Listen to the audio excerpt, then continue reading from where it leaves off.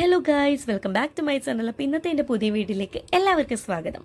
അപ്പോൾ ഇന്ന് ഞാൻ ചെയ്യാൻ പോകുന്നത് ഒരു സെൽഫ് മേക്കപ്പ് ട്യൂട്ടോറിയലാണ്.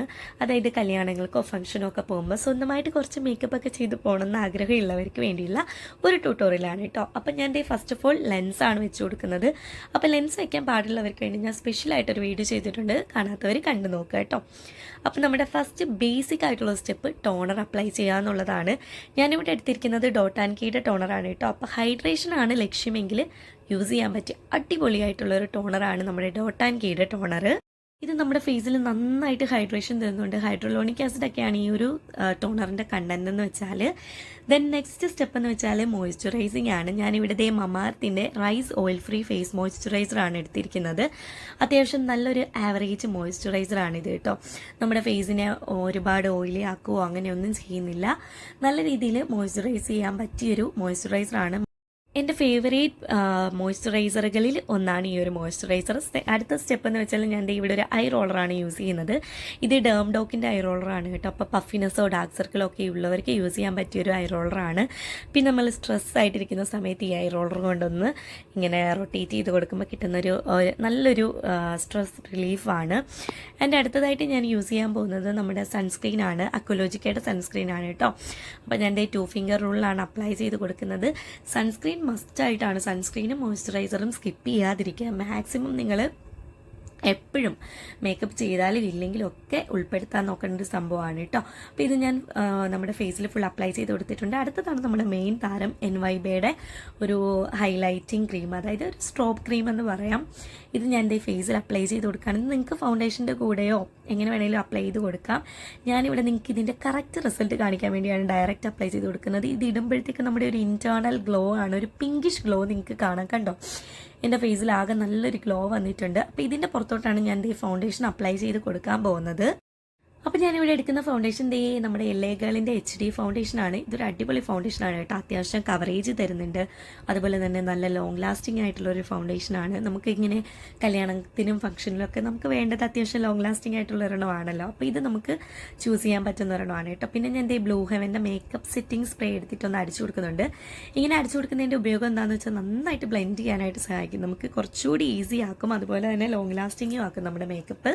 അപ്പോൾ ഞാൻ നന്നായിട്ട് ബ്രഷ് വെച്ചിട്ട് ബ്ലെൻഡ് ചെയ്ത് കൊടുത്തിട്ടുണ്ട്. പിന്നെ അതേ നമ്മുടെ ഏജ് റിഫൈൻ കൺസീലർ എടുത്തിട്ട് ഡാർക്ക് സർക്കിൾസ് ഉള്ളിടത്തും പിഗ്മെൻറ്റേഷൻ ഉള്ളിടത്തും എല്ലാം അപ്ലൈ ചെയ്ത് കൊടുത്തിട്ട് ഞാൻ ബ്രഷ് കൊണ്ട് തന്നെ ഒന്ന് ബ്ലെൻഡ് ചെയ്ത് കൊടുത്തിട്ട് പിന്നെ ഞാൻ മേക്കപ്പ് സ്പഞ്ച് എടുക്കുന്നുണ്ട്. കാരണം എക്സസ് ആയിട്ടുള്ള മേക്കപ്പോ കാര്യങ്ങളോ എല്ലാം പ്രോഡക്റ്റ് നമ്മുടെ ഫേസിലുണ്ടെങ്കിൽ ഈ മേക്കപ്പ് സ്പഞ്ചിങ് വലിച്ചെടുത്തോളൂ അത്. അപ്പം ഇനി ഞാൻ അത് യൂസ് ചെയ്തതിന് ശേഷം നമ്മുടെ K-Beautyയുടെ ബ്ലഷാണ് യൂസ് ചെയ്യുന്നത്.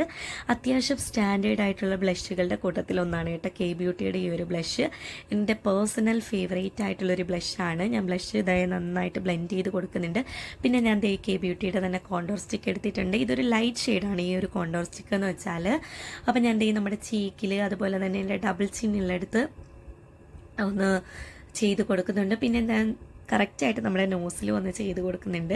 എന്നിട്ട് നമ്മുടെ ഈ ഒരു മേക്കപ്പ് സ്പഞ്ച് വെച്ചിട്ട് ഞാൻ നന്നായിട്ട് ബ്ലെൻഡ് ചെയ്ത് കൊടുക്കുന്നുണ്ട്.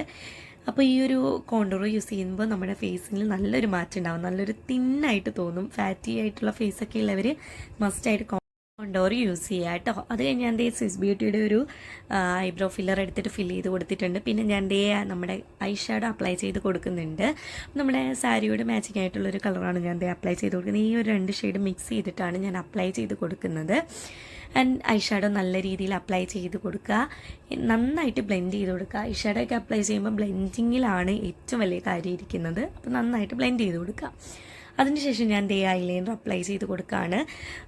ഐലൈനർ നമ്മുടെ കണ്ണിൻ്റെ ഷേപ്പ് അനുസരിച്ച് എഴുതി കൊടുക്കുന്നു. അത് പിന്നെ ഒരു കാജൽ എടുത്തിട്ട് താഴെ കൂടെ എഴുതി കൊടുക്കുന്നുണ്ട്. അപ്പോഴാണ് നമ്മുടെ കണ്ണിന് കറക്റ്റായിട്ട് നല്ലൊരു ഫിനിഷിങ് കിട്ടുക. എപ്പോഴും നമ്മൾ നമ്മുടെ കണ്ണിന് ഒരു ഡെഫിനിഷൻ കിട്ടണമെന്നുണ്ടെങ്കിൽ നമ്മളുടെ താഴെയും മുകളിലും ഒക്കെ നന്നായിട്ട് എഴുതി കൊടുക്കുക കണ്ണ്. അത് കഴിഞ്ഞിട്ട് ഞാൻ മസ്കാര അപ്ലൈ ചെയ്ത് കൊടുക്കുന്നുണ്ട്. നമ്മുടെ മെബലൈൻ്റെ തന്നെ വാട്ടർ പ്രൂഫ് മസ്കാരയാണ്. നല്ല ലോങ് ലാസ്റ്റിംഗ് ആയിട്ടുള്ളൊരു മസ്കാരയാണ് കേട്ടോ അത്. പിന്നെ പ്ലമ്മിൻ്റെ ഈ ഒരു ലിപ് ബാം അപ്ലൈ ചെയ്ത് കൊടുക്കുന്നുണ്ട്. ഭയങ്കര ലിപ് ബാമിൻ്റെ സ്മെല്ലും ഫ്ലേവറും ഒക്കെ നല്ല അടിപൊളിയാണ് കേട്ടോ. നിങ്ങൾ ട്രൈ ചെയ്ത് നോക്കേണ്ട ഒരു ലിപ് ബാമാണിത്. ദെൻ ഞാൻ സ്വിസ് ബ്യൂട്ടിയുടെ ലിപ്സ്റ്റിക്കാണ്, ലിക്വിഡ് ലിപ്സ്റ്റിക്കാണ് അപ്ലൈ ചെയ്ത് കൊടുക്കുന്നത്. നല്ല ലോങ് ലാസ്റ്റിംഗ് ആയിട്ടുള്ളൊരു ലിപ്സ്റ്റിക്കാണ് കേട്ടോ.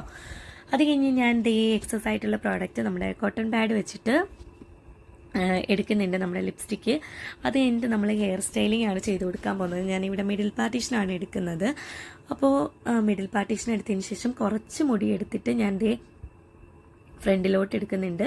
അത് കഴിഞ്ഞിട്ട് സൈഡിൽ നിന്ന് കുറച്ച് എടുത്തിട്ട് ഒന്ന് ട്വിസ്റ്റ് ചെയ്ത് കൊടുത്തിട്ട് അതിൻ്റെ താഴെ കുറച്ച് മുടി വീതം ആഡ് ചെയ്തിട്ട് ട്വിസ്റ്റ് ചെയ്ത് കൊടുക്കുന്നുണ്ട്. ആൻഡ് ക്ലിപ്പ് ചെയ്ത് കൊടുക്കുന്നുണ്ട്. രണ്ട് സൈഡിലും ഇതേപോലെ തന്നെ നമ്മൾ ചെയ്ത് കൊടുക്കുകയാണ്. എന്നിട്ട് ജസ്റ്റ് ഒന്ന് ദേ പൊക്കി കൊടുത്തിട്ട് വേണം ക്ലിപ്പ് ചെയ്യാനായിട്ട്. അപ്പോൾ ദേ ഇങ്ങനെയാണ് നമ്മുടെ മുടി സ്റ്റൈൽ ചെയ്തിരിക്കുന്നത്. പിന്നെ ഞാൻ ദേ ഒരു ലിപ്സ്റ്റിക് എടുത്തിട്ടാണ് ഒരു പൊട്ട് തൊട്ട് കൊടുക്കുന്നത്. ആൻഡ് മെബലൈൻ്റെ ചെറിയൊരു ഷെയ്ഡായിരുന്നു കേട്ടോ പൊട്ട് തൊട്ട് കൊടുത്തത്. ആൻഡ്